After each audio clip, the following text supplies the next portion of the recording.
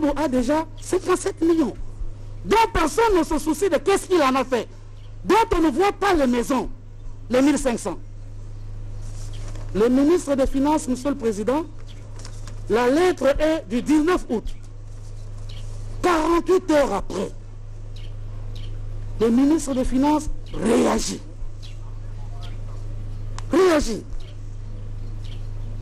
Et sa réaction, Monsieur le Président, vous aurez l'occasion de la lire dans votre dossier. Nous sommes au mois d'août.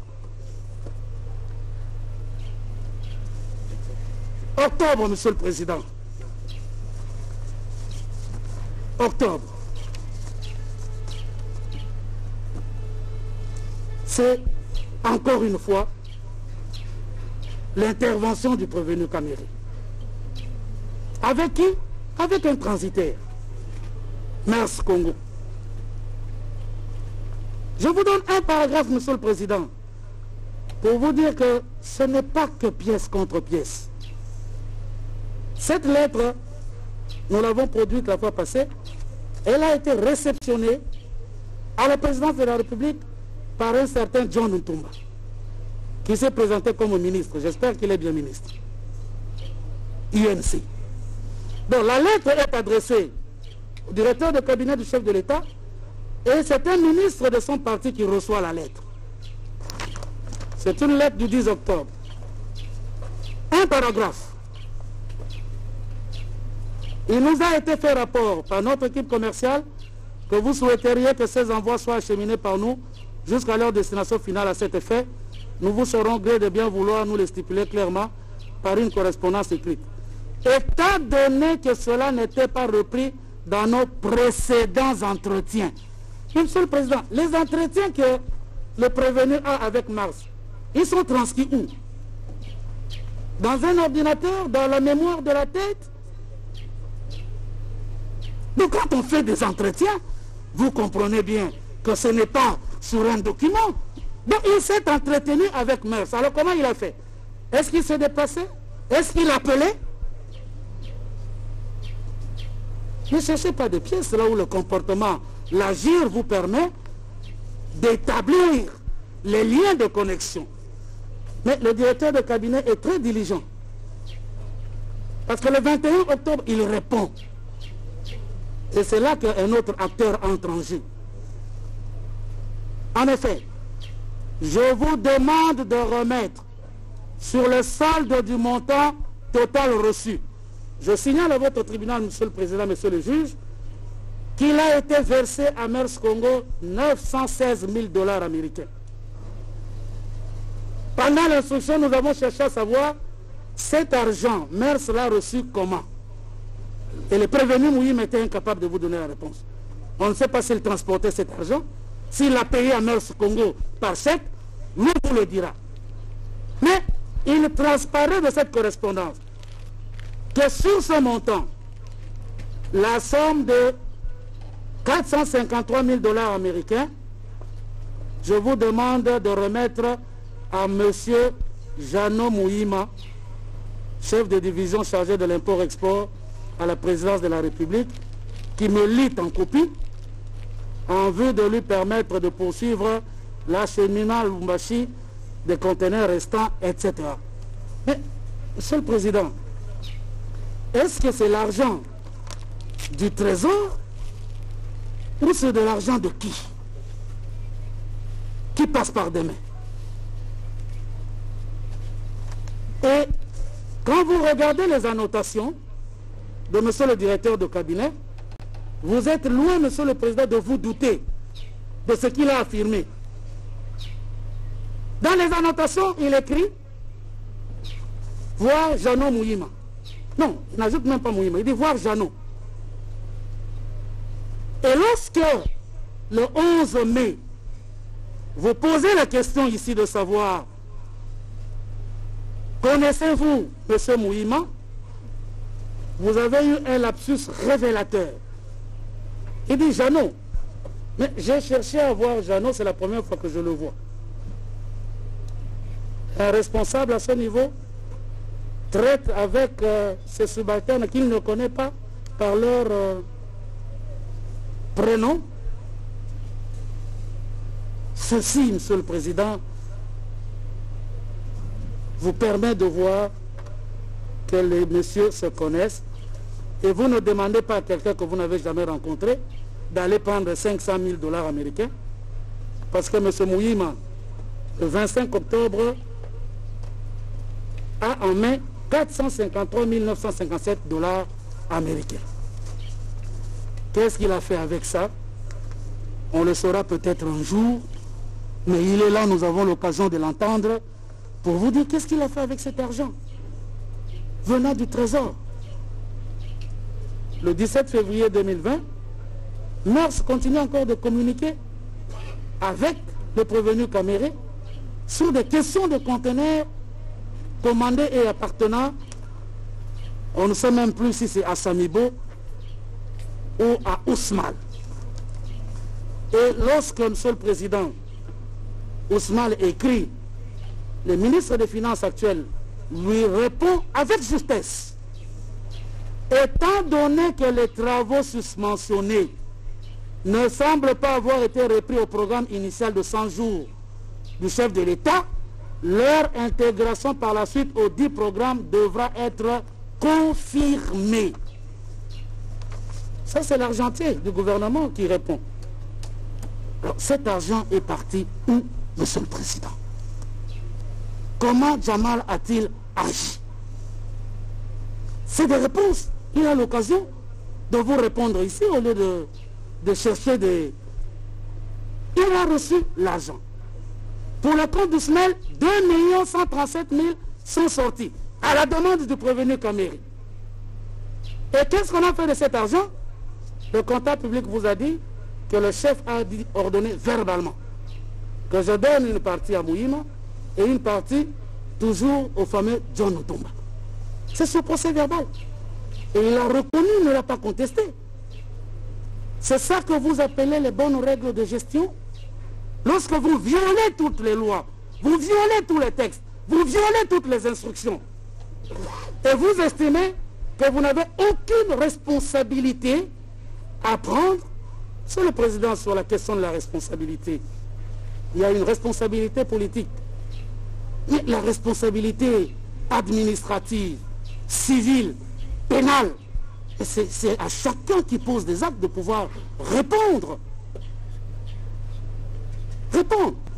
Et donc, Monsieur le Président, après ces descriptifs, sur le plan matériel, vous voyez bien que les actes de détournement ont été commis, et cela de façon indiscutable.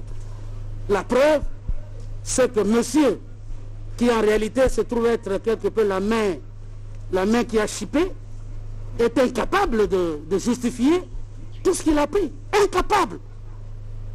Incapable. Et qui sortent l'argent? Ses fils, qui sont en lien avec un certain Massaro, dont vous connaissez bien les rapports. Et à ce sujet, Monsieur le Président, ce n'est pas encore fini. Pour vous montrer, Monsieur le Président, qu'on est bien dans une belle entreprise criminelle. Le 27 août, Monsieur le Président, le 27 août, vous savez qu'est-ce que Samibo fait? Samibo écrit... Maître, vous avez déjà...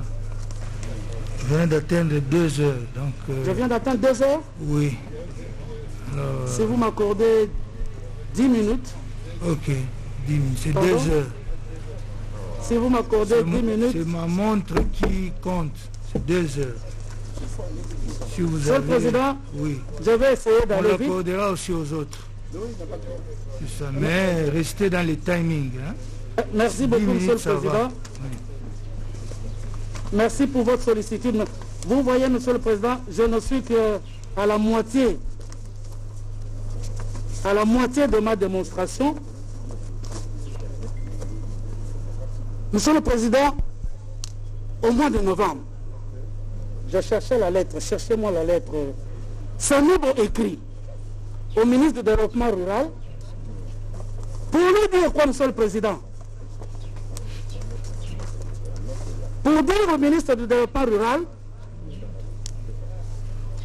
Les marchés que nous avions conclus en 2018, les conditions ont changé. Avec 57 millions, j'ai fait 600 maisons. Payez-moi 51 millions de dollars pour les marchés de 2018. Il y a un écrit. Je vais vous la produire, Monsieur le Président. Mais comment monsieur se permet des choses comme ça?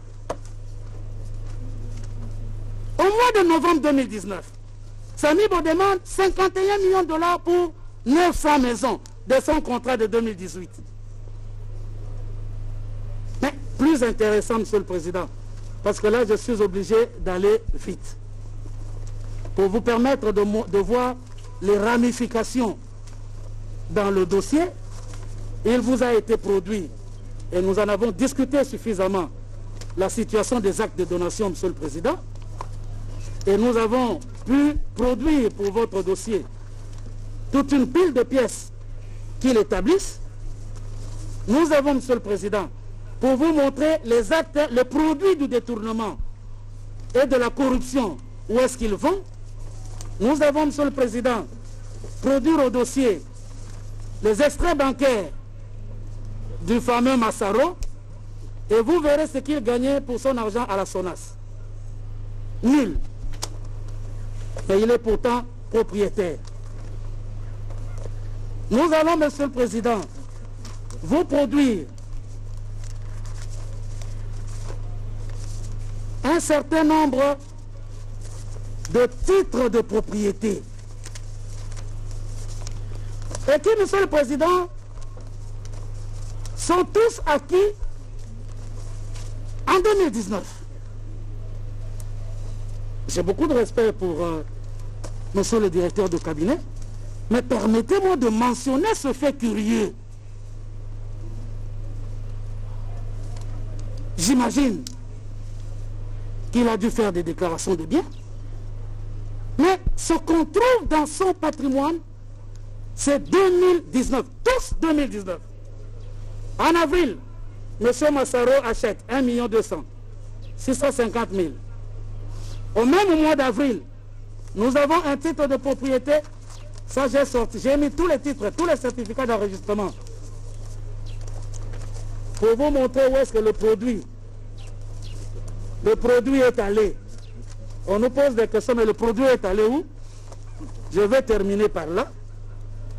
Nous avons, Monsieur le Président, le certificat de Changaloumé pour Gombe. Le certificat de Changaloumé.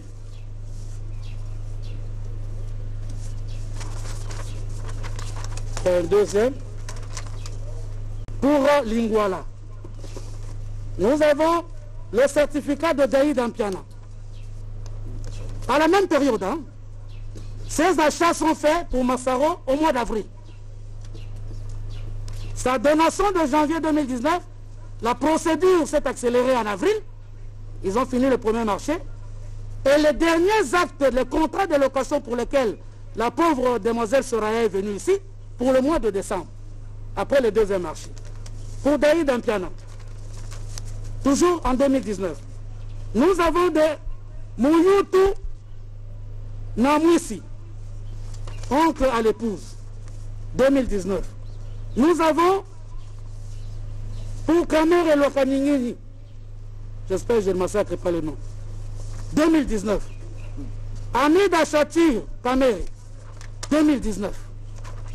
La collaboratrice d'Amida, 2019. Les contrats de location, 2019. Mais bien plus intéressant, Monsieur le Président, avant que j'en termine, où est-ce que le produit part? Vous avez ici un extrait de compte, d'abord pour le compte de l'épouse, Monsieur le Président, nous ne ferons plus de commentaires, parce que vous avez en dollars plus d'1 million de dollars américains qui correspond exactement à la période. Et je pense que là, on est quand même un peu au-delà des cadeaux de mariage. Mais ce qui est encore intéressant, Monsieur le Président, avant de terminer, vous avez un compte commun au couple avec à peu près 2,5 millions d'euros. C'est un compte euro. Et si vous regardez tous les mouvements sur le compte, ce compte est activé en avril 2019, et depuis lors, il n'y a que des adieux et des frais de tenue de charge et le règlement d'un certain nombre de prêts. Et la Banque centrale, Monsieur le Président, a fourni, la Banque centrale a fourni les pièces pour les importations des services et les opérations financières à l'étranger. Lorsque vous prenez ces pièces-là, Monsieur le Président, parce que nous allons verser ça au dossier, qu'est-ce que nous avons remarqué?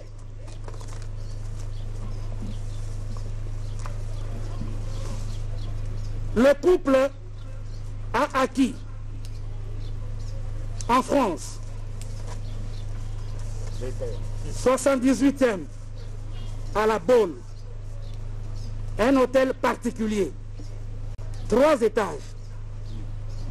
Et, Monsieur le Président, le couple a sollicité Bertrand Prestige. Bertrand Prestige, Monsieur le Président, c'est une entreprise 5 étoiles en matière de décoration. Ces bureaux sont situés sur la rue Friedland, en parallèle du boulevard Haussmann. Vous êtes à 3 minutes à pied de l'Arc de Triomphe, à 6 minutes de l'Élysée, presque 10 minutes des Champs-Élysées. C'est le monsieur qui est sollicité pour la rénovation du bâtiment. Le prix, Monsieur le Président, de ces travaux de rénovation, ce contrat, il est signé le 10 juillet 2019. 10 juillet 2019. Prix de la rénovation, 1 300 000 quelques euros. Pour une importation de devises qui a été souscrite à la Banque centrale de près de 2 millions d'euros. Je ne parle pas du prix de l'acquisition, parce qu'il y a des enquêtes qui se poursuivent, Monsieur le Président. Est-ce que le cadeau de mariage et le commerce exercé par l'épouse peuvent permettre, Monsieur le Président, de telles acquisitions avant 2019? Toutes les acquisitions en 2019? Non, Monsieur le Président, pas du tout. Nous sommes donc convaincus, Monsieur le Président, que dans cet environnement-là, où M. Jamal a reçu ce montant, de concert avec les prévenus, pour se faire payer, et la rétrocession s'est bien déroulée. M. Jamal a sorti de la banque plus de 10 000 $ américains en violant la réglementation sur le blanchiment des capitaux.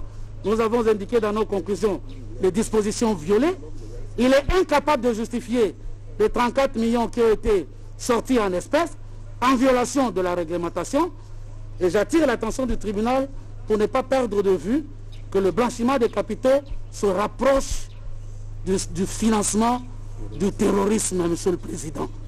Et pour terminer, Monsieur le Président, avant que je ne puisse disposer, je voudrais, Monsieur le Président, ici, avec une pensée pour votre prédécesseur qui était là, et dont le nom voulait signifier la lumière, le soleil. Ce que la République attend de vous, Monsieur le Président, c'est que le soleil, la lumière qu'incarnait votre prédécesseur, Monsieur le Président, puisse apparaître dans la décision que votre tribunal prendra pour honorer la mémoire du juge Yanni, qui était là où vous étiez, qui a sacrifié sa vie pour permettre que l'état de droit, finalement, puisse avoir lieu dans ce pays. C'est pourquoi, Monsieur le Président, une fois que vous aurez dit les infractions établies, il vous plaira, une fois que vous direz les infractions de détournement des deniers publics, mise à charge des prévenus, les infractions de blanchiment des capitaux et les infractions de corruption établies à charge des prévenus, il vous plaira, après les avoir condamnés au maximum des peines, de dire recevable et fondée la Constitution de la République démocratique du Congo en qualité de partie civile, de condamner in solidum les prévenus Sami Jamal et Kamere au remboursement de la somme de l'équivalent en francs congolais de 47 millions de $ américains et au dommage intérêt de l'équivalent en francs congolais de 100 millions de $ américains pour toutes les causes de préjudice causées à l'État congolais, qui paye aujourd'hui l'inflation, qui paye aujourd'hui le taux d'échange, qui paye aujourd'hui le manque de pouvoir d'achat à la suite des réserves d'échange qui ont été entamées. Vous condamnerez également in solidum les prévenus Kamere et Mouima au remboursement de la somme de l'équivalent en francs congolais de 1 154 800 $ américains et aux dommages et intérêts de l'équivalent de 50 millions de dollars américains.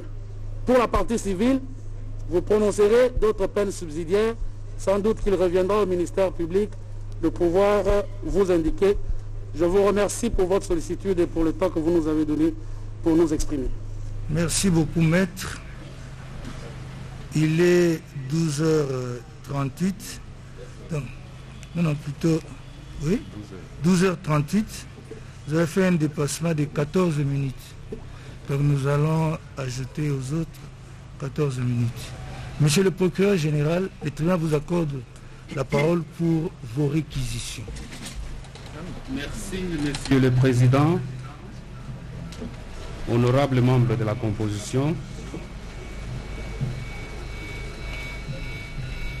Nous venons devant vous avec les 3 inculpés, les 3 prévenus que nous avons eu à présenter ou à identifier à la première audience.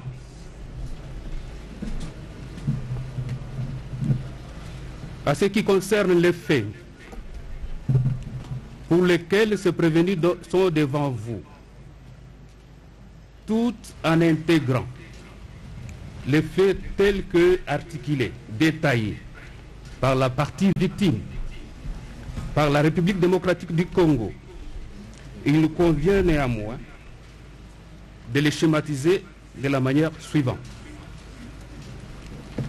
Après son investiture à la magistrature suprême de la République démocratique du Congo, à l'issue des élections présidentielles et législatives de décembre 2018, son Excellence Antoine Félix Tshisekedi Tshilombo a mis sur pied un programme d'urgence consistant à réaliser des projets publics à impact visible portant sur des besoins essentiels de la population. Ces projets axés sur les secteurs vitaux constitueront ce qui sera appelé programme de 100 jours du chef de l'État, lancé officiellement par son Excellence Monsieur le Président de la République devant une foule considérable de la population quinoise et diverses autorités congolaises en date du 2 mars 2019 à la place échangère de l'Imété. Plusieurs mois après le coup d'envoi officiel, les travaux financés par les trésors publics, les FONER et les FPI, il sera constaté qu'à la suite d'une pression populaire, que malgré les décaissements d'importantes sommes d'argent, plusieurs chantiers relatifs à ces travaux n'ont pas commencé et que ceux qui ont réellement démarré peinent à se terminer. Signalons que ces décaissements ont été opérés durant la période où le prévenu Vital Kamere, directeur des cabinets du chef de l'État, avait par un communiqué du 25 janvier 2019 interdit au ministre du gouvernement sortant et dirigeants des entreprises publiques, établissements publics ou services publics de l'État d'engager les dépenses publiques à l'exception de celles relatives à la rémunération du personnel. Ce constat a éveillé des soupçons de détournement des fonds décaissés et lors de la tenue du Conseil des ministres, sous la présidence du chef de l'État, il a été décidé que les investigations soient menées sur l'exécution des marchés conclus pour la réalisation des ouvrages inscrits dans les programmes pré-rappelés. Ainsi, par sa lettre numéro 273,